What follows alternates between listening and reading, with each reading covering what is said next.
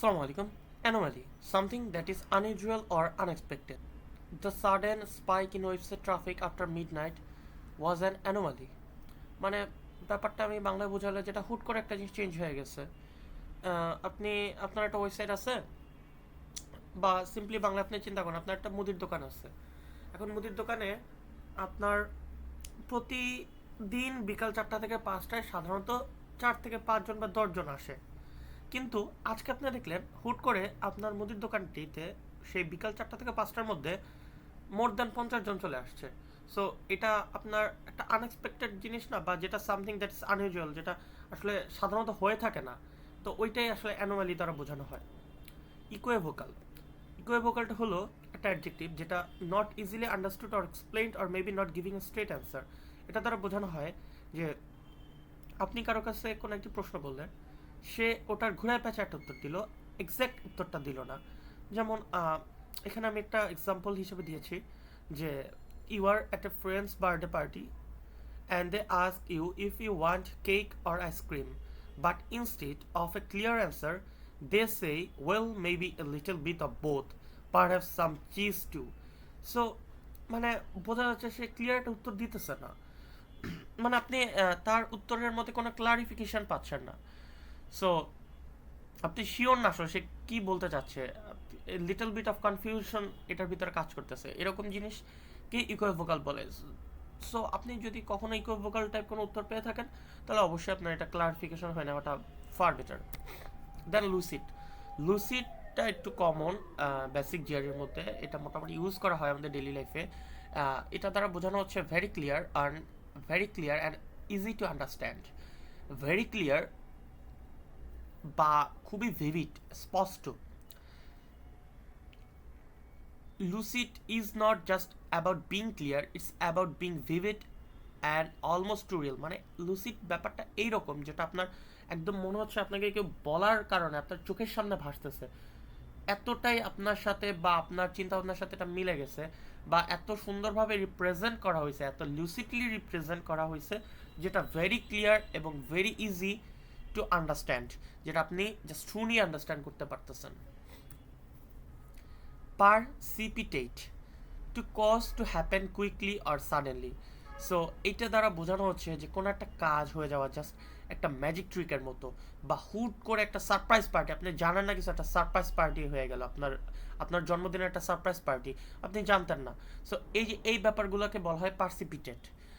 পারসিপিট Precipitate is all about things happening quickly and unexpectedly, like magic tricks or surprise parties. Assuage, to make an unpleasant feelings less intense. Feelings যেটা মানে ধরেন আপনার ভাল লাগতেছে না, বা আপনার কোনো কারণে মনটা মরা অবস্থায় আছে, তো ওই মন মরা অবস্থাকে আরেকটু কমানোর জন্য আপনি যা করতে পারেন সেটাকে অ্যাসুয়েজ বলা হয়। যেমন a massage can assuage the soreness in your muscle. আপনার মাসেলের সোরনেসগুলোকে একটা মেসেজ করার মাধ্যমে কিছুটা হলেও সলভ করা যায়। আপনার মন খারাপ থাকলে like reading a funny book can assuage you worries and make you smile again. Spending time with your pet can assuage loneliness and fill your heart with furry cuddles. Erudite, having or showing a great knowledge. Basically, by reading and study, you have gained a vast and deep knowledge. The scientist erudite mind filled with years of resources cracked the code of the ancient language. The scientist erudite mind filled with years of research cracked and code of the ancient language. মানে ইরুডাইটটা আসলে আপনি খুব পড়াশোনা করার মাধ্যমে আপনি অনেক knowledge যেবল একটা পার্সন হয়ে দাঁড়াচ্ছে, মানে অনেক নলেজ আপনার মধ্যে রয়েছে, এরকম একটা পার্সনকে আপনারা ইরোডাইট বলতে পারি। Opaque, not able to be seen through, not easily understand. মানে খুব ইজিলি দেখতে পারতেছেন না, বাট দেখতে পারার কথা, বাট দেখতে পারতেছেন না তবুও। যেমন একটা ফরেস্টের মধ্যে, একটা বনের মধ্যে যদি কুয়াশা থাকে, নর্মালি আমরা একটা ফরেস্টে ঢুকলে আমি মোটামুটি ডিস্টেন্স হলেও দেখতে পাই, কিন্তু বাই এনি চান্স যদি কুয়াশা পড়ে আপনি যত চেষ্টাই করেন আপনি ফরেস্টের মধ্যে কিছুই দেখতে পারবেন না। Like a forest that a foggy forest you cannot see through foggy forest. By extravagant, It means in Bengali like অপব্যয়, বেসিক্যালি সামন স্পেন্স মানি রেকলেসলি, মানে উল্টা পাল্টা ভাবে টাকা পয়সা খরচ করারে আমরা প্রডিজিয়াল বলতে পারি। এনিগমা, ইনিগমা হলো একটা noun, a person or things that is mysterious. মানে ব্যাপারটা এরকম যে একটা পার্সন অর একটা থিং, মানে কোনো একটা বস্তু বা একটা মানুষ এমন কাজকর্ম করতেছে যেটা আসলে সহজ ভাষায় বোঝা যাচ্ছে না, বা একটু রহস্যময়, একটু পাজেলিং, বা মানে ধাঁধার মধ্যে সে ফালায় দিচ্ছে এরকম টাইপ। ফারভিট, ইন্টেন্সলি ইনথুয়েস্টিক আর প্যাশনেট, মানে ফারভিট বলতে খুব বেশি প্যাশনেট বোঝাচ্ছে। একটা হলো প্যাশনেট আর একটা হলো very much passionate type. So এখানে আমরা একটা এক্সাম্পল দেখতে পারি। Timmy was fervid about collecting colourful butterflies, he loved chasing them in the garden every sunny afternoon. Timmy was fervid about collecting colourful butterflies, মানে Tammy Timmy খুব বেশি interesting আর খুব বেশি প্যাশনেট ছিল, বা খুব বেশি উদ্দীপনা ছিল তার মধ্যে কালারফুল রং বেরঙের বাটারফ্লাই প্রজাপতি ধরার মধ্যে। He love chasing them in the garden every sunny afternoon, সে তাদের পিছে দৌড়াতে এবং তাদের ধরতে প্রতি বিকালে পছন্দ করত। বেঙ্গলি মিনিংয়ের মধ্যে আমরা পাচ্ছি উদ্দীপনামূলক। Placate, to make someone less angry or upset by taking action to satisfy. ব্যাপারটা এরকম যে ধরেন কেউ কোনো একটা কারণে আপনার উপরে মন খারাপ, সো আপনি এমন একটি কাজ করবেন যার মাধ্যমে তাকে একটু হলে ঠান্ডা করা যাবে, তার রাগটা কমানো যাবে বা তার আপসেটনেসটা কমানো যাবে। যেমন Emily try to placate her little brother by giving him the last cookie after accidentally knocking over his tower of building blocks. অর্থাৎ অর্থাৎ এখানে তার ভাই একটা ব্লকস দিয়ে একটা বিল্ডিং বানাইছে, এমিলি ভুলবশত সে বিল্ডিংটাকে ফালাই দিয়েছে। এখন তার ভাইকে, তার ছোট ভাইয়ের রাগ বা রাগ কমানোর জন্য সে প্লাকেট হার লিটল ব্রাদার, মানে তার লিটল ব্রাদারের রাগকে কন্ট্রোলে আনার জন্য সে কুকিজ তাকে দিল।